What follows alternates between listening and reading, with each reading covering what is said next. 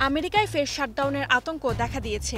White হাউসের budget office নির্দেশ দিয়েছে ৩০ সেপ্টেম্বরের মধ্যে কংগ্রেস তহবিল চুক্তিতে না পৌঁছালে সরকারি দপ্তরে গণছাঁটাই শুরু হতে পারে।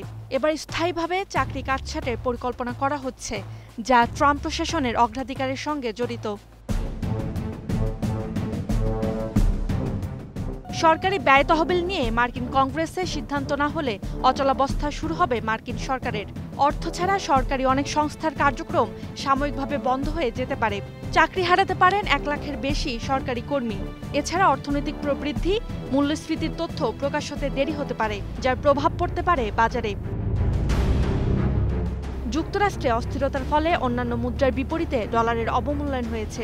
ইয়েনের বিপরীতে ডলার 0.1% কমে হয়েছে 148.46 পয়েন্ট, আর মার্কিন ডলারের বিপরীতে অস্ট্রেলিয়ান ডলারের সূচক বেড়েছে 0.5% ও ইউরো বেড়েছে 0.001%।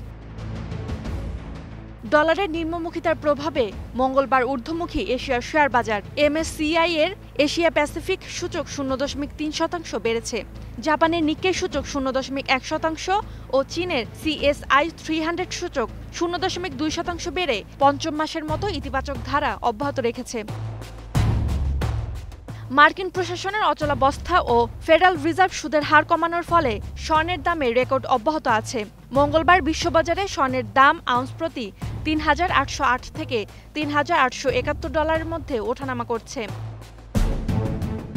তবে জ্বালানি তেলে গ্রাহকদের জন্য সুখবর রয়েছে। জ্বালানি তেল উত্তোলক ও রপ্তানিকারক দেশগুলোর সংগঠন ওপেক প্লাসের দৈনিক উত্তোলন ১,৩৭,০০০ ব্যারেল বাড়ানোর আভাস পাওয়ায় কমেছে জ্বালানির দর। অন্যদিকে ইরাকে আধা স্বায়ত্তশাসিত কুর্দিস্তান অঞ্চল থেকে তুরস্কে পাইপলাইনের মধ্য দিয়ে ২.৫ বছর পর আবার জ্বালানি তেল সরবরাহ শুরু হওয়ায় অপরিশোধিত তেলের দাম কমেছে। Roksana Rimi, star news.